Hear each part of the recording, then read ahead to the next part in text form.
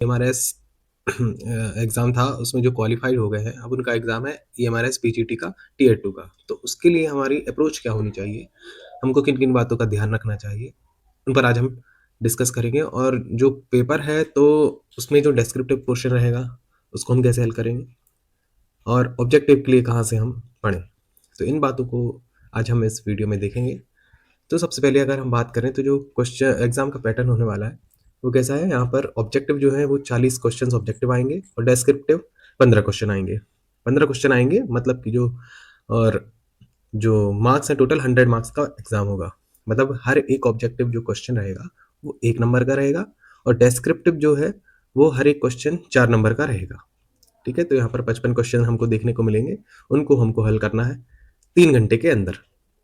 तो अब हमको अगर 3 घंटे के अंदर ये क्वेश्चंस हल करना है तो ऑब्जेक्टिव का तो क्या है कि हमने देख लिया और ऑब्जेक्टिव लगा दिया, लेकिन डेस्क्रिप्टिव में हमको क्या है सोचना पड़ेगा हर एक क्वेश्चन के लिए, तो उसमें टाइम जाएगा। तो इस क्वेश्चन पेपर में हमको टाइम मैनेजमेंट की समस्या देखने को मिल सकती है। इसलिए आप यह कोशिश करें, आप एक टारगेट फिक्स करके रखें कि मुझे जो ऑब्जेक्टिव 40 क्वेश्चंस करने हैं उनको हम शुरुआती 1 घंटे में ही कर लें। जैसे ही आप शुरुआती 1 घंटे में कर लेंगे तो आपका एक प्रेशर कम हो जाएगा। ठीक है, और आपके क्वेश्चन भी सॉल्व हो जाएंगे। उसके बाद आइएगा आप डेस्क्रिप्टिव पर, या आप पहले डेस्क्रिप्टिव में जाएंगे तो फिर प्रॉब्लम होगा, क्योंकि फिर ऑब्जेक्टिव के चांसेस हो सकते हैं कि वो छूट जाए या डेस्क्रिप्टिव छूट जाए। तो ऑब्जेक्टिव रहेगा, पहले खत्म कर लेंगे तो अपना प्रेशर हल्का हो जाएगा और फिर उसके बाद हम डेस्क्रिप्टिव करेंगे। डेस्क्रिप्टिव में एक भी क्वेश्चन आपको छोड़ना नहीं है। ठीक है, ऑब्जेक्टिव में जैसे हमें पता है कि यहाँ पर क्या रहेगी, नेगेटिव मार्किंग रहेगी 1/3 की, तो को हमको उस हिसाब से करना है। बाकी डेस्क्रिप्टिव में ऐसा कुछ सीन नहीं रहेगा। ठीक है, अब ये 3 घंटे का जो पेपर रहेगा, तो 1 घंटा शुरुआती आप मान लें कि आपको ऑब्जेक्टिव करने हैं और बाकी 2 घंटे में आपको पूरा ध्यान जो है डेस्क्रिप्टिव पर देना है और ध्यान से। और एक बात ध्यान रखें कि जो आप पहला आंसर रखेंगे ना डेस्क्रिप्टिव का, वह सबसे बेस्ट आंसर होना चाहिए, क्योंकि आपकी पूरी कॉपी जो है उसी आधार पर संभावना बनती है कि चेक की जाए। क्योंकि आपका पहला ही आंसर जो है अगर इफेक्टिव नहीं होगा तो एक माइंड सेट बन जाता है ना टीचर का। तो आप इस बात पर ध्यान रखें कि पहला आंसर या जो आंसर हो उसकी पहली लाइन, ठीक है, कोई भी आंसर हो उसकी पहली लाइन जो है स्टार्टिंग बहुत अच्छा इफेक्टिव होना चाहिए। तो आज हम देखेंगे इसी बारे में, आगे हम चर्चा करते हैं। ठीक है, तो पूरा 100 मार्क्स का पेपर होगा हमारा, 55 क्वेश्चंस का हमको सामना करना पड़ेगा, 3 घंटे के अंदर हमको सॉल्व करना है। इसमें अब अगर इकोनॉमिक्स की बात करें तो इकोनॉमिक्स में जो हमारा सिलेबस रहेगा उसमें 4 सब्जेक्ट हमको देखने को मिलते हैं, क्योंकि ये पीजीटी का एग्जाम है। तो पीजीटी में हमको मेनली 4 पेपर्स देखने को मिलते हैं। कक्षा 11वीं 12वीं के ये पेपर्स होते हैं पूरे, कि पहला है माइक्रो इकोनॉमिक्स, स्टैटिस्टिक्स और इंडियन इकोनॉमिक डेवलपमेंट, जो कि आपको पूरा एनसीईआरटी में आपको देखने को मिल जाएगा। कक्षा 11वीं और 12वीं की एनसीईआरटी में आपको देखने को मिल जाएगा। एमपी बोर्ड हो चाहे सीबीएसई हो चाहे कोई भी बोर्ड हो, सब में आपको मिल जाएगा, लगभग सेम ही रहता है। ठीक है, तो उसका जो सिलेबस है उसके जो यूट्यूब पर वीडियो डली हुई हैं तो उनको आप देख सकते हो। अब देखने के लिए आपके पास क्या है, जैसे कि अगर इंग्लिश मीडियम में देखा जाए तो रजत अरोरा सरकार चैनल है, तो उसमें आपको हिंदी मीडियम इंग्लिश मीडियम का मिल जाएगा। हिंदी मीडियम के लिए देखना है तो तनु क्लासेस के नाम से एक चैनल है, तो उसमें आपको अच्छी वीडियो और कंटेंट मिल जाएगा जिससे आपका सिलेबस कंप्लीट भी कर सकते हो। ठीक है, तो आपका ऑब्जेक्टिव और सब्जेक्टिव दोनों तरीके से उधर तैयारी हो जाएगी जब आप वो वीडियोस देख लोगे। सफिशिएंट दी गई है उसमें, और बाकी आपने अगर टियर 1 क्वालिफाई किया है तो आप इतना तो है आपका। तो सबसे पहले हम बात करते हैं ऑब्जेक्टिव पोर्शन जो हमारा 40 नंबर का आने वाला है।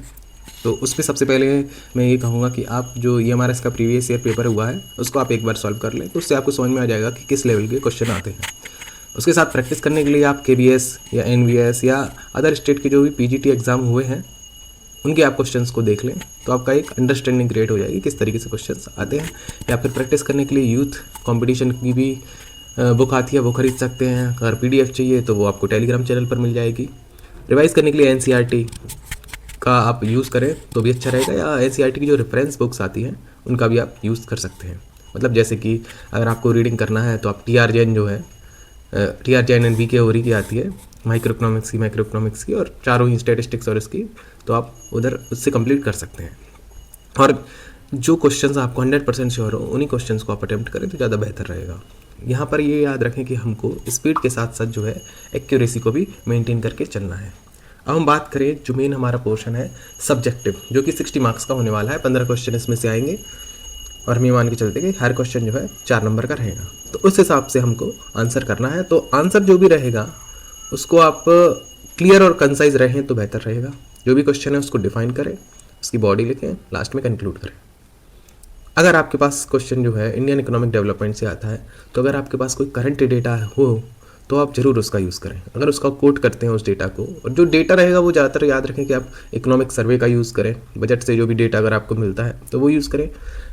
मतलब बिना सोर्स का डेटा यूज़ नहीं कर रहा है आपको, ठीक है। जैसे अगर आप एम्प्लॉयमेंट की बात करें तो अगर लेबर फोर्स सर्वे आपको जो मिलता है उससे आप ले सकते हैं। मतलब कि जो है वो रेलेवेंट होना चाहिए, प्लस उसकी वैलिडिटी होनी चाहिए। जब भी आप कोई आंसर रखें, डिफाइन करने के साथ साथ उसमें अगर एग्जाम्पल बन रहा है तो ज़रूर एग्जाम्पल करें। और इकोनॉमिक्स सब्जेक्ट हम जब पढ़ते हैं तो उसमें हम देखते हैं कि ग्राफ की इंपॉर्टेंस कितनी होती है। तो क्वेश्चन में अगर पूछा गया है जैसे डिमांड है या सप्लाई है, ठीक है, इक्विलिब्रियम की बात होती है, परफेक्ट कंपटीशन की बात होती है, मार्केट स्ट्रक्चर्स की बात होती है, तो यहाँ अगर क्वेश्चन में अगर कहीं पर भी ग्राफ आपको समझ में आता है तो ग्राफ जरूर बनाएं, और ग्राफ को इलस्ट्रेट जरूर करें। इलस्ट्रेट मतलब कि जैसे एक्स एक्सिस है तो उस पर आपने क्या लिया है, वाई एक्सिस है उस पर आपने क्या लिया है। ग्राफ में अगर लाइन बन रही है तो वो लाइन किस चीज़ को डिनोट कर रही है, ये ज़रूर मेंशन कीजिएगा, वरना वो डायग्राम अधूरा होता है। और आपको यहाँ एक तरीके से याद रखिए कि हमको कहानी नहीं लिखनी है, ठीक है। 4 नंबर का क्वेश्चन है, बहुत बड़ा तो आंसर लिखना नहीं है, तो आपको पिन पॉइंटेड रहना है, ठीक है। पिन पॉइंटेड रहेगा उतना ज़्यादा आंसर बेस्ट रहेगा। अगर आप हो सकते हैं अगर क्वेश्चन में फ्लो चार्ट बनाने का आ जाए, जैसे अगर आपको पैराडॉक्स ऑफ थ्रिफ्ट पूछा जाए तो उसमें आप एक फ्लो चार्ट ही बना सकते हैं। पैराडॉक्स ऑफ थ्रिफ्ट जानते हैं क्या होता है कि सेविंग करने से सेविंग कम हो जाती है। मतलब कि अगर इंडिविजुअल लेवल पर सेविंग कम की जाती है तो हमको ये समझ में आता है कि जो एग्रीगेट लेवल पर जो है सेविंग कम हो जाती है, जो पैराडॉक्स देखने को मिलता है। तो आप इसके लिए फ्लो चार्ट बना सकते हैं कि सेविंग को आपने कम दिखा दिया कि अगर सेविंग ज़्यादा की जाती है, ठीक है, सेविंग अगर ज़्यादा की जाती है तो उसका इम्पैक्ट क्या पड़ेगा हमारा, कि हम खर्च कम करेंगे, और खर्च कम करेंगे उसका इम्पैक्ट क्या पड़ेगा, एग्रीगेट डिमांड कम हो जाएगी। एग्रीगेट डिमांड कम हो जाएगी इसका मतलब क्या होगा कि जो स्टॉक है वो क्लियर नहीं होगा, उससे क्या होगा, अनएम्प्लॉयमेंट बढ़ेगी, अनएम्प्लॉयमेंट बढ़ेगी तो इनकम कम होगी, इनकम कम होगी तो सेविंग कम हो जाएगी। तो ये एक प्रकार से एक फ्लो चार्ट बन गया आपका, ठीक है। तो वो भी बना सकते हो, वो ज़्यादा बेस्ट रहता है। पूरी कहानी लिखने के बजाय अगर आप पॉइंट वाइज चीज़ों को बेहतर तरीके से प्रेजेंट करोगे ना तो आपका आंसर जो है वो बेहतर रहेगा, ठीक है। और इसका स्ट्रक्चर फॉलो करें, इंट्रोडक्शन, बॉडी और कंक्लूजन के साथ आप करें। ट्राई करें कि आप एग्जाम्पल, ग्राफ्स और डेफिनेशन को जरूर कोट करें। अगर आपको याद है कि यह डेफिनेशन जो है किसी पर्टिकुलर व्यक्ति ने दी है, एडम स्मिथ की याद है अगर आपको, तो ज़रूर उसको मेंशन करें, नाम है किसी भी अगर इकोनॉमिक्स का, तो अच्छा रहेगा। अब बात करें कि अगर हमको क्या करना है, तो अभी हमारे पास टाइम है और अभी डेट भी नहीं आई हुई है, तो हम इस बात पर फोकस करें कि हम राइटिंग प्रैक्टिस पर अपना ध्यान रखें। राइटिंग प्रैक्टिस मतलब कि ये है कि आप क्वेश्चन के आंसर लिखना स्टार्ट करें अभी से, जिससे कि आपकी जो है स्पीड बन जाएगी। तब तक डेली आप ट्राई करें कि 5 क्वेश्चन भी अगर आंसर लिखते हैं डेली, कितना समय लगेगा, ज़्यादा समय भी नहीं लगेगा, ठीक है। तो आप आंसर लिखने का ट्राई करें तो आपको समझ में आएगा कि मैं कहाँ गलती कर रहा हूँ, ठीक है। उससे आप असेस कर सकते हैं। असेसमेंट बहुत ज़रूरी है इस पूरी प्रोसेस में, ठीक है। डायरेक्ट आप वहाँ जाकर आंसर्स लिखेंगे तो ज़रूर नहीं कि थॉट आए अपने माइंड में, लेकिन अगर आप इस तरीके से आंसर की पहले से प्रैक्टिस रहेगी तो वहाँ पर किसी टाइप का क्वेश्चन आ जाएगा, आपको एक पैटर्न पता रहेगा कि मुझे किस तरीके से सॉल्व करना है, ठीक है। और वो स्वयं से ही प्रैक्टिस करें तो ज़्यादा बेहतर है। प्रैक्टिस ज़्यादा ज़रूरी है देखने से, ठीक है। आप सिर्फ ऑब्जर्व करोगे उससे क्या ही हो जाएगा। आप जब तक खुद एक्टिवली पार्टिसिपेट नहीं करोगे ना तो चीज़ें बेहतर नहीं होंगी। और दूसरी बात यह है कि जितना क्वेश्चन पूछा जाए ना वही लिखें।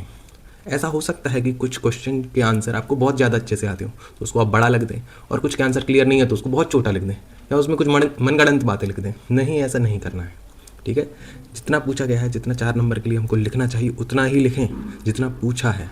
कुछ भी मत लिख देना, कुछ भी मतलब कि कुछ भी लिख दिया हो, ठीक है। अगर क्वेश्चन में क्रिटिकल एनालिसिस पूछा जाए, ठीक है, कि आलोचना कीजिए, तो उसमें हमको ध्यान देना है कि हमें दोनों पॉइंट्स लिखने हैं, पॉजिटिव और नेगेटिव पॉइंट को बैलेंस करते हुए आंसर करना है। ऐसा नहीं करना है कि आप सिर्फ पॉजिटिव फैक्ट ही बता दें या फिर नेगेटिव फैक्ट ही बता दें, ठीक है। आलोचना का मतलब ये होता है कि हमको दोनों का ध्यान रखना है। एक्सप्लेन करने को आए तो पूरी कॉन्सेप्ट को एक्सप्लेन करना होगा। अब जो भी आंसर है वो आप अगर डेटा के साथ रखते हैं तो वो अधिक प्रामाणिक होगा, ठीक है, वो ज़्यादा उसकी वैलिडिटी मानी जाएगी, ठीक है। जो भी आंसर लिखें उसमें समय का ध्यान होना चाहिए। भाषा शैली एक महत्वपूर्ण रोल निभाती है यहाँ पर। जैसे आप हिंदी मीडियम से अगर आंसर लिखना है तो हिंदी में आप ध्यान करें कि आप बिल्कुल देशज शब्द ना करें, देसी शब्द उपयोग ना कर दें, ठीक है। आप ट्राई करें कि जो है शुद्ध हिंदी के शब्द यूज़ करें, या अगर आपको कुछ शब्द जो है उसके इंग्लिश आ रहे हैं तो इंग्लिश का यूज़ कर लें, कोई दिक्कत नहीं है। ऐसा नहीं है कि आप हिंदी लिख रहे हो तो हिंदी में अगर आपको कोई शब्द जो है इंग्लिश वर्ड ज़्यादा बेटर लग रहा है, ठीक है, जैसे आपका इंडिफरेंस कर्व आ गया तो इंडिफरेंस कर्व को अगर आपको इंग्लिश में लिखना ज़्यादा बेहतर लग रहा है तो आप उसका यूज़ कर सकते हैं, कोई दिक्कत नहीं है, ठीक है। आपका आंसर एक्यूरेट होना चाहिए, ठीक है। ऐसा है कि जब इंडिफरेंस कर्व जैसे लिखें तो आप उसको देवनागरी में लिख दें, प्लस उसको क्या करें कि इन्वर्टेड कॉमा से सिंगल इन्वर्टेड कॉमा से कर दें, तो उससे ये समझ में आ जाएगा कि आप इसको हाईलाइट कर रहे हो, ठीक है। तो उस बात का याद रखें। और इंग्लिश में तो आपको लिखना ही है, ठीक है। आप जो आंसर लिख रहे हो उसमें आपकी हैंडराइटिंग अच्छी होनी चाहिए। मैं डेली प्रैक्टिस करने को इसलिए कह रहा हूँ, जैसे कि आप डेली आंसर करेंगे तो उससे आपके हैंडराइटिंग में भी सुधार आएगा, ठीक है, आपकी कंसिस्टेंसी भी बनेगी और आंसर गलत होने के चांसेस कम हो जाएंगे। आप साफ सुथरा लिखना स्टार्ट कर देंगे। कभी कभी क्या होता है कि हमको आदत होती है बहुत अच्छा ना लिखने की, तो हम पहले लिखते हैं, काटते हैं, लिखते हैं, काटते हैं। कट्टा पिट्टी नहीं चाहिए यहाँ पर, ठीक है। तो यहाँ पर एक महत्वपूर्ण बात यह आती है कि जो आप लिख रहे हो वह सुंदर हो, साफ सुथरा हो, ठीक है। काटना पीटना बिल्कुल भी नहीं है, ठीक है। आप जितना अवॉइड कर सकते हैं उसको उतना अवॉइड करें, इसीलिए प्रैक्टिस करना बहुत ज़रूरी है।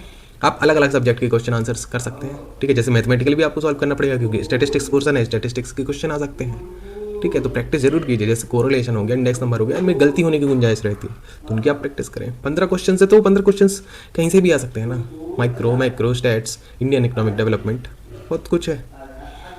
तो आई वुड से कि आप जो है आंसर की स्टार्टिंग करें।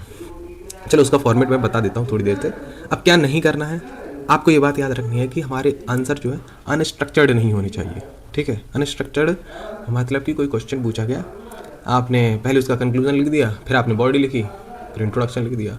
जैसे आपसे कुछ पूछा गया है कि क्या बोलते हैं, यूटिलिटी एनालिसिस के बारे में पूछा गया, ठीक है। तो आप पहले इसको डिफाइन कर देते हैं और फिर उसके बाद लिखते हैं कि भैया ये इन्होंने दिया। नहीं, ढंग से लिखें, ठीक है, जो एक प्रॉपर फॉर्मेट होता है उससे लिखें। बहुत लंबा आंसर नहीं लिखना है, समय को व्यर्थ बिल्कुल नहीं करना, समय वहाँ कम पड़ सकता है, इसीलिए मैं बार बार कह रहा हूँ इस बात का याद रखें। ओनली पिन पॉइंटेड आंसर लिखने हैं। जो भी आपको इंपॉर्टेंट टर्म लगती है ना जब आंसर लिखते हुए, तो उसको अंडरलाइन कर दें, उससे ये समझ में आएगा कि हाँ आप इस चीज़ को हाईलाइट कर रहे हो। और सही शब्दों का चयन करना बहुत ज़रूरी है, ठीक है। जो लैंग्वेज है वह ऐसी बिल्कुल आम भाषा नहीं होनी चाहिए, थोड़ा एक लगे कि एक पीजीटी का टीचर लिख रहा है, ठीक है। तो ऐसा नहीं होना चाहिए कि जनरल शब्दों का आप उपयोग करें, थोड़े डिसेंट वर्ड आप यूज़ करेंगे तो ज़्यादा बेहतर रहेगा, आपकी एक अप्रोच बेहतर रहेगी। जो आप आंसर्स वहाँ लिखोगे, आपका पहला आंसर बहुत मैटर करेगा, आंसर की पहली लाइन बहुत मैटर करेगी। अगर वही आपने गलत लिख दिया और वहीं आपने गड़बड़ी कर दी और पूरा आंसर सही है ना, तो आपको कम मार्क्स मिलेंगे, ठीक है। साफ़ सुथरा होना चाहिए, प्लस आंसर की पहली लाइन बहुत इंपॉर्टेंट रोल प्ले करती है यहाँ, ठीक है। और पहला आंसर बहुत रोल प्ले करता है, तो इस बात का आप याद रखें। अगला है कि हमारा फॉर्मेट क्या होना चाहिए आंसर का। ये देखो मैंने यहाँ बनाया हुआ है कि पहले आप इंट्रोडक्शन लें, रूपरेखा लिखें, या मतलब उसमें क्या करना है, आपको कॉन्सेप्ट को डिफाइन कर देना है, फिर उसके बाद उसको एक्सप्लेन करें। एक्सप्लेन करते समय अगर आपको हेडिंग्स मिलती है तो आप हेडिंग जरूर लिखें। जैसे अगर पूछ लिया जाए कि इंडिया की स्लो ग्रोथ क्यों है, उसके कारण बताइए, तो कारण में आपको हेडिंग्स लिखना पड़ेगा, तो पैराग्राफ में मत लिखिएगा, ट्राई करेंगे आप हेडिंग्स में ही लिखें, क्योंकि उसमें शॉर्ट में आप ज़्यादा चीज़ों को बता सकेंगे। आपको ज्ञान ज़्यादा बताना है, ना कि ये कि हम बहुत अच्छे से बहुत सारा कुछ इतना कुछ लिख सकते हैं, बिल्कुल ऐसे लिख दिया हो, ऐसे में नहीं लिखना है। फॉर्मूला है अगर कहीं तो फॉर्मूला जरूर लिखें, ग्राफ का उपयोग करें और एग्जांपल कोट करें, और लास्ट में आप कंक्लूड कर दें उसको। लास्ट की जो एक लाइन होती है ना, उसमें आप अगर उसको कंक्लूड कर देते हैं तो वो एक बेस्ट इम्पैक्ट छोड़ के जाता है, ठीक है। तो ये इकोनॉमिक्स के सब्जेक्ट में अगर बात करें तो इंट्रोडक्शन में आपको पहले डिफाइन करना है, फिर उसको एक्सप्लेन कर दीजिए, हेडिंग्स, ये फॉर्मूला, ग्राफ, एग्जाम्पल का यूज़ करते हुए लास्ट में एक लाइन में आप कंक्लूड कर दीजिए। ये बेस्ट तरीका रहेगा आपको आंसर प्रेजेंट करने का, और इससे आपको मैक्सिमम मार्क्स भी मिलेंगे। अगला अगर ये क्वेश्चन देखें कि क्वेश्चन दिया गया है, जैसे मैंने सबसे पहले इंग्लिश मीडियम का एक क्वेश्चन लिया हुआ है कि what is producers equilibrium. Producer equilibrium क्या होता है, what are the conditions of it holding positive output in a competitive market. मतलब इसकी कंडीशंस लिखनी है हमको, इसकी कंडीशंस क्या होती है और प्रोड्यूसर इक्विलिब्रियम क्या होता है। तो हमने इसमें क्या किया कि सबसे पहले हमने इसको डिफाइन कर दिया, और ऐसा नहीं कुछ फालतू बात लिख दी हो, यहाँ सीधा डिफाइन किया हुआ है और शॉर्ट एंड स्वीट शब्दों में। Producer's equilibrium refers to that level of output at which a producer earns maximum profit or minimum loss and has no incentive to change the level of production। अब यहाँ पर ये has no incentive to change the level of production, इसको underline कर सकते हैं आप। उससे क्या रहेगा कि हाँ ये एक मेन लाइन है और सही बात है। मैक्सिमम प्रॉफिट को आप कर सकते हैं कि प्रोड्यूसर इक्विलिब्रियम वो होगा जहाँ पर वो मैक्सिमम प्रॉफिट कमाना चाहता है, और ऐसा पॉइंट जहाँ पर वो अपने आउटपुट को चेंज नहीं करना चाहता, ना ही बढ़ाना चाहेगा ना ही घटाना चाहेगा, ठीक है। दैट इज प्रोड्यूसर इक्विलिब्रियम, बढ़िया हो गया। उसके बाद इसकी कंडीशंस आपने लिख दी, क्योंकि जितना पूछा गया है वही आंसर दिया है हमने। प्रोड्यूसर इक्विलिब्रियम पूछा गया था तो उसकी हेडिंग लिख दी। उसके बाद कंडीशंस पूछी गई तो वो कंडीशंस हमने लिख दी कि मार्जिनल कॉस्ट क्या होनी चाहिए, बढ़ती हुई होनी चाहिए, मार्जिनल कॉस्ट मार्जिनल रेवेन्यू के बराबर होना चाहिए। और तीसरी कंडीशन होती है, एनसीईआरटी में लिखी हुई है, ठीक है, अब ज़्यादातर यूट्यूब पे नहीं मिलेगी लेकिन फिर भी एनसीईआरटी में लिखी हुई है और ग्रेजुएशन में हम, पोस्ट ग्रेजुएशन में हम पढ़ते भी हैं कि शॉर्ट टर्म में price must be greater than और equal to average variable cost and in long run price should be equal to और ग्रेटर देन एवरेज कॉस्ट, ठीक है, क्योंकि शॉर्ट टर्म में वेरिएबल कॉस्ट होती है और लॉन्ग रन में नहीं होती, इस वजह से ये अंतर देखने को मिलता है। और इसके साथ में आपने ग्राफ बना दिया। अब लास्ट में यहाँ पर एक लाइन मैंने यहाँ जोड़ी नहीं, हिंदी मीडियम में देख लीजिएगा, उसमें जोड़ी हुई है कि हिंदी मीडियम में देखो, ये प्रोड्यूसर इक्विलिब्रियम को डिफाइन कर दिया, उसकी शर्तें लिख दी, ठीक है, और उसके लास्ट में क्या लिखा, इन शर्तों के पूर्ण होने पर उत्पादक सकारात्मक उत्पादन करता है और पूर्ण प्रतिस्पर्धी बाजार में संतुलन की स्थिति में होता है। ये बेस्ट आंसर है इसका, ठीक है। इंग्लिश वाला थोड़ा बेटर आंसर नहीं लिखा है इसमें मैंने, लेकिन उससे बेहतर ये हिंदी वाला ज़्यादा बेहतर है, क्योंकि यहाँ पर लास्ट कंक्लूडिंग लाइन नहीं लिखी हुई मैंने इंग्लिश में, और हिंदी में कंक्लूडिंग स्टेटमेंट दिया हुआ है। तो इसमें क्या होगा, डेफिनेशन भी आ गया, पूरी बॉडी भी आ गई और कंक्लूड भी कर दिया। कंक्लूजन के साथ साथ हमने देखो जो ग्राफ है वो भी बना दिया है, क्योंकि इस क्वेश्चन में इसमें हमको ग्राफ देखने को मिलता है। ये एक प्रॉपर आंसर है, 4 नंबर के लिए बेहतर है, ठीक है। इसके अलावा एक और क्वेश्चन देख लेते हैं, what do you mean by consumption function, मतलब उपभोग फलन क्या होता है और एमपीसी और एमपीएस के बीच में क्या रिलेशनशिप है। अब उपभोग फलन को आप डिफाइन कर सकते हैं, consumption function shows the functional relationship between consumption and income, ठीक है। तो हम इसकी इक्वेशन भी लिख दी हमने इसमें, ठीक है, इसको इस तरीके से लिखा जाता है। यहाँ पर एक और चीज़ लिख सकते थे, C is equal to is the function of Y, C equal to F Y, ठीक है, वाई को ब्रैकेट में लिखकर, तो वो भी कर सकते थे हम, और हमने इक्वेशन भी लिख दी और लास्ट बगल में डायग्राम बना दिया। रिलेशनशिप के लिए हम नेक्स्ट पेज देख सकते हैं, तो एमपीसी और एमपीएस का क्या रिलेशनशिप होता है। तो आप ऐसा भी कर सकते हैं कि एमपीएस का पहले फॉर्मूला लिख दें और एमपीसी का फॉर्मूला लिख दें और फिर दोनों को ऐड करते करते जाएँ तो आंसर आपको 1 मिल जाएगा, ठीक है। वैसा भी कर सकते हैं कि एमपीसी का लिखा तो क्या होता है delta C upon delta Y, plus MPS का क्या होता है delta S upon delta Y, तो उन दोनों को ऐड करके आंसर अपना 1 के बराबर हो जाएगा। और लास्ट में फिर लिख सकते हैं कि the relationship between this is MPC plus MPS is equal to 1, ठीक है। बाकी यहाँ पर रिलेशनशिप मैंने एक्सप्लेन किया हुआ है कि MPC is the portion of additional income spent on consumption while MPS is the portion of additional income saved, ठीक है। इनका रिलेशनशिप ये होता है। इस रिलेशनशिप को एक्सप्लेन करते हुए अब डेरिवेशन भी कर सकते हैं कि एमपीसी का फॉर्मूला लिख दें और फिर एमपीएस का फॉर्मूला लिख दें और दोनों को फिर 1 के बराबर कर दें तो वो प्रूफ भी हो जाएगा, ठीक है। तो ये तरीका बेहतर रहेगा। एक और जो क्वेश्चन है हिंदी मीडियम में कि राष्ट्रीय आय क्या होती है। अब राष्ट्रीय आय को निकालना है तो सही तरीके से इसकी डेफिनेशन हमको पढ़ना ज़रूरी है कि क्या सामान्य निवासी होते हैं, एक डोमेस्टिक टेरिटरी क्या होती है। इसे याद करते समय क्या क्या सावधानी बरतनी चाहिए। तो हमने क्या किया, सबसे पहले नेशनल इनकम को डिफाइन कर दिया और फिर हमने उसकी क्या लिख दिया कि क्या क्या बातों को ध्यान में रखना चाहिए और कितना हमने हेडिंग डाली, ठीक है, हेडिंग डाली और फिर उसके बाद हमने उसको एक्सप्लेन कर दिया। जैसे द्विगणना से बचाओ, ठीक है, मतलब कोई भी केवल अंतिम वस्तुओं को शामिल करना है हमको, मध्यवर्ती वस्तुएं या इंटरमीडिएट गुड्स को शामिल नहीं करना है। कितना सही लिख दिया, पिन पॉइंटेड है। हस्तांतरण भुगतान को शामिल नहीं करना है, मतलब ट्रांसफर पेमेंट को शामिल नहीं करना है, मतलब जिनका कंट्रीब्यूशन जीडीपी में इस ईयर में ना हुआ हो, ठीक है। थर्ड क्या है, पुरानी वस्तुओं की बिक्रियों को, मतलब एक बार जो चीज़ बिक चुकी तो वो उस ईयर में ऐड हो जाती है, ठीक है। तो वित्तीय लेन देन को शामिल ना करें, स्व उपभोग को शामिल ना करें, ठीक है। तो इन सारी चीज़ों को, ये कितने बढ़िया पॉइंट्स हो गए इसमें हमारा। और लास्ट में फिर आप एक और लाइन कंक्लूड कर सकते हैं कि इस प्रकार से हमको नेशनल इनकम ज्ञात करते समय इन सावधानियों को याद में रखना चाहिए। खत्म। कितना बढ़िया आंसर हो गया, पिन पॉइंटेड भी है, पॉइंट टू पॉइंट है, कुछ फालतू की बात भी नहीं कही है, ठीक है। तो इस तरीके से हम अपने आंसर्स को कोट कर सकते हैं, ठीक है। बाकी अगर कोई क्वेश्चन या क्वेरी आती है तो आप बता सकते हैं। मैं तो यही कहूँगा कि आप प्रैक्टिस करें, अभी से लिखना स्टार्ट करें, जिससे आपकी हैंड राइटिंग बेहतर होगी, आपका क्लियर लिखना बेहतर होगा, गलतियाँ कम होंगी। शब्दों की स्पेलिंग पर भी ध्यान रहे कि स्पेलिंग गलत ना हो आपकी, ठीक है, स्पेलिंग सही हो, हैंड राइटिंग सही हो, ठीक है। तो आप इस तरीके से अगर आप देंगे तो आप 100% आपका जो है ये हमारा इसका बहुत अच्छा आपको रिजल्ट देखने को मिलेगा, पॉजिटिव ही रिजल्ट देखने को मिलेगा। तो आप इन स्टेप्स को फॉलो करें और एग्ज़ाम देने चाहें। बाकी मेरे साइड से ऑल द बेस्ट। अगर आपको कोई ज़रूरत या कोई हेल्प की ज़रूरत पड़ती है तो आप नीचे कमेंट में पूछ सकते हैं, ठीक है। Thank you.